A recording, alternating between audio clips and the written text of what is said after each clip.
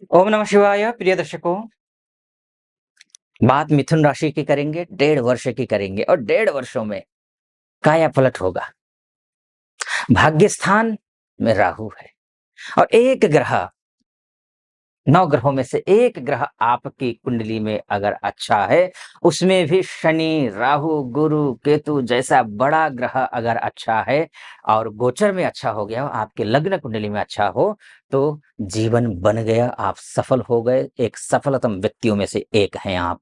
और वही राहु भाग्य स्थान में है और भाग्य स्थान का राहु जो होता है, वो एक श्लोक है ना, वरमेको गुड़ी पुत्रो न च मूर्ख शतान्यपि एकश्चंद्रस्तमो हन्ति न च तारा शतैरपि। बस एक ही चंद्रमा संपूर्ण अंधकार को नष्ट कर देता है, संपूर्ण तम को नष्ट कर देता है। उसी तरीके से एक राहु, एक बड़ा ग्रह भाग्य स्थान में बैठ जाए, पूरी कुंडली के भाग्य को बदल कर रख देता है। और यही भाग्य का खेल इन 1.5 वर्षों में आपके साथ होने जा रहा है। चाहे आप किसी भी क्षेत्र से जुड़े हुए हों, आप व्यापारी हों, छोटे उद्यमी हो, मझोले उद्यमी हो, बड़े उद्यमी हो, छोटी सी दुकान हो, बड़ा सा शोरूम हो, देश में रहते हो, विदेश में रहते हो, नौकरी करते हैं, एमएनसी में करते हो, डोमेस्टिक लेवल पे करते हो, जहाँ से जन्म हुआ है वहाँ अभी भी व्यापार या नौकरी कर रहे हो, या फिर उससे दूर आप जा करके कहीं कर रहे हैं, भले ही अपने देश में हो, हर एक क्षेत्र में इम्पोर्ट एक्सपोर्ट का काम हो, या फिर आप सेल्स से रिलेटेड काम करते हो, बैंकिंग सेक्टर से रिलेटेड काम करते हो,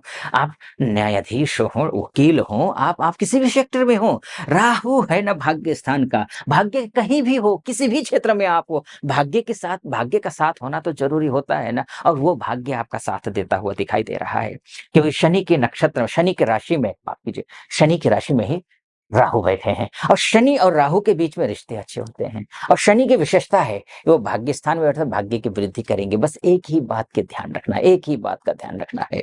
और शनि आपके लिए बहुत अच्छे हैं, इसमें कोई संदेह नहीं है। लक्ष्मी नामक राजयोग बनाकर बैठे हैं शनिदेव, जो 29 मार्च 2025 को चेंज हुए हैं। अगर आप ये सोच रहे हैं कि भाई चेंज तो हो गए लेकिन रिजल्ट तो कुछ नहीं मिला अभी तक, और स्वाभाविक है, 29 मार्च को चेंज हुए थे और आप रिजल्ट अभी तो नहीं मिला होगा, स्वाभाविक रूप से नहीं मिला होगा, बल्कि मैं तो कहूंगा और थोड़ा खराब ही होगा, अच्छा तो नहीं हुआ बहुत ज़्यादा। हाँ, थोड़ा बहुत अच्छा हो, किसी की कुंडली में शनि बहुत ही अच्छी स्थिति में हो तो अलग बात है, लेकिन इतना जल्दी ग्रह रिजल्ट देता नहीं है, चाहे गुरु हो, चाहे शनि हो, चाहे राहु हो, चाहे केतु हो, चाहे कोई भी ग्रह हो, प्रारंभिक स्तर में रिजल्ट नहीं देता है। और शनि ने नहीं दिया है। और यही मत सोचना कि भाई कुछ हुआ नहीं तो यहाँ भी कुछ नहीं होगा, होगा, गोल्डन टाइम शुरू होगा आपका, वो समय बताऊंगा अभी मैं आपको।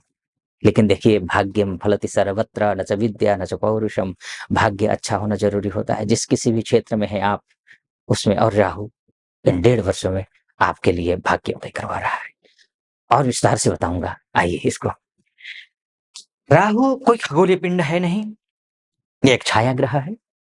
छाया आपके मूवमेंट पर निर्भर करता है कि आप जिधर गए छाया उधर जाएगी। उसी तर्ज पर शनि की राशि में बैठा है, कुंभ राशि में, जहां पर शनि मूल त्रिकोण होते हैं, और यहाँ पर विशेष प्रभाव देगा ये राहु।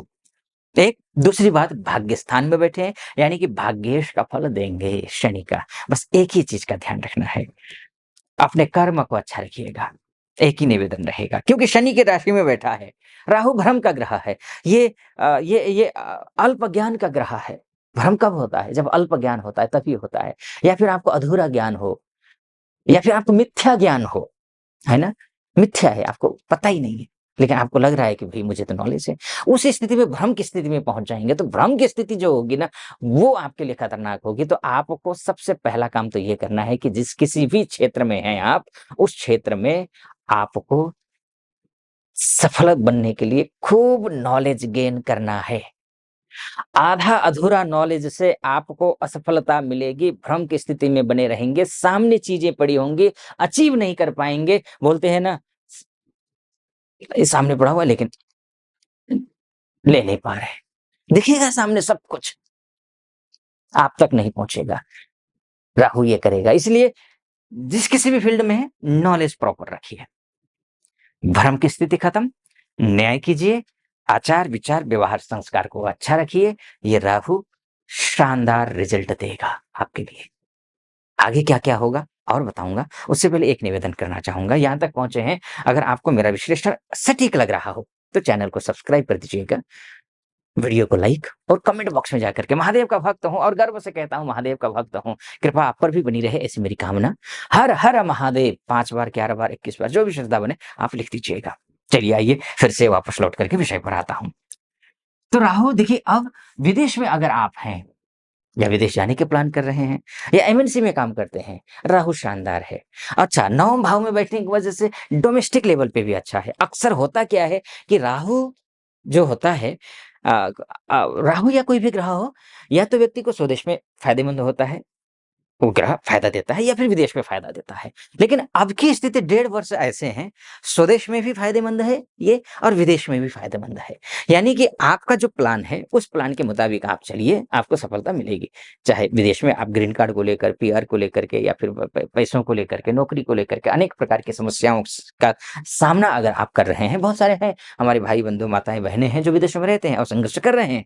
तो अगर आप ऐसा कर रहे हैं तो आपके लिए सुखद, शुभ समाचार है। निश्चिंत रहें आप, ये है। उसके बाद जाकर के आपके स्वास्थ्य का ध्यान रखिए। आप अगर एक्सरसाइज, योग, ध्यान इत्यादि करते हैं तो तब तो ठीक है, नहीं तो स्वास्थ्य आपका थोड़ा-सा प्रभावित हो सकता है, खासकर पेट से संबंधित या फिर पैरों से संबंधित प्रॉब्लम हो सकती है। तो ये आपको ध्यान रखना है, बाकी कोई चिंता की बात नहीं है। आपका व्यवहार अचानक बदला-बदला सा महसूस कर सकते हैं, वो भी व्यवहार उतना ज़्यादा नहीं बदलेगा क्योंकि गुरु की भी तो दृष्टि है ना, आपके लग्न में ही गुरु बैठा है, तो गुरु की जो 9वीं दृष्टि है वो राहु पर है, तो ज़्यादा परेशानी की बात नहीं है। तो आप थोड़ा-सा अपने व्यावहारिक बनने की कोशिश करिएगा, भक्ति भाव, पूजा-पाठ इत्यादि करते रहिएगा, आचार-विचार को फ़ॉलो कीजिएगा। गुरु की दृष्टि है और गुरु की दृष्टि में अमृत होता है और अमृत होने के कारण राहु कुछ भी उपद्रव नहीं कर पाएगा। वैसे भी 9वें भाव का राहु है, कुंभ राशि का राहु शुभ ही करेगा, निश्चिंत रहिए, ठीक है? आइए अब आगे बढ़ते हैं। इसके बाद जाकर के आपका कॉन्फिडेंट लेवल की हम बात करें तो कॉन्फिडेंट लेवल भी ये बढ़ाता हुआ दिखाई दे रहा है, अच्छा है। भाग्य स्थान में बैठ कर के कोई भी ग्रह दृष्टि डालता हो, खासकर राहु, तो उसी का फल देगा, अर्थात भाग्य में वृद्धि करवाएगा। भाग्य में वृद्धि करवाने के साथ कॉन्फिडेंट लेवल के आधार पर, कॉन्फिडेंस जितना ज़्यादा होंगे आप, भाग्य उतना ज़्यादा आपकी वृद्धि होगी, ठीक है? ये भी अच्छी बात हो गई। हाँ, आपके रिलेशनशिप में खराब कर सकता है, रिलेशनशिप को खराब कर सकता है। अफ़वाह की वजह से आप अपने रिश्तों को खराब कर सकते हैं। आप अपने बच्चे आपके किसी अफ़वाह की वजह से संकट में फँस सकते हैं, या फिर विवाह की कहीं बच्चों की बातचीत चल रही हो, तो आप सोच समझ कर के आगे बढ़िएगा। अन्यथा पता चला आपको कि आपने रिश्ता तो तय कर लिया लेकिन सही से पहचाना नहीं आपने, ये हो सकता है। इसलिए तह में जाइए, गहराई में जाकर के आप फिर जाकर के रिश्ता तय कीजिएगा। दूसरी बात, तीसरी बात, संतान को लेकर के प्राप्ति है। जब नवदंपति हैं, संतान प्राप्ति के प्रयास कर रहे हैं, तो सावधानी बरतिएगा। उठने-बैठने में हो, अगर आप ऑलरेडी कंसीव कर चुकी हैं, माता बनने वाली हैं, तो आप उठना-बैठना, चलना-फिरना, गाड़ी ड्राइविंग करना इत्यादि का आप ध्यान रखिए।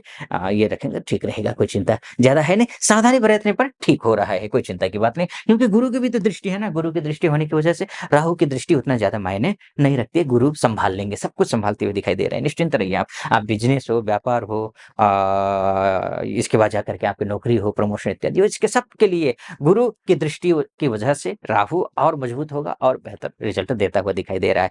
उपाय कर लीजिए, उपाय के तौर पर मैं आपको बता देता हूँ। सबसे पहले तो दुर्गा सप्तशती का आप कवच नाम का पाठ या फिर ये सिद्ध कुंजिका स्तोत्र नामक पाठ करना है। ये पाठ करेंगे तो आपके लिए राहु के जो दोष है, जो उसके दुष्प्रभाव है, उससे आपको मुक्ति मिलेगी।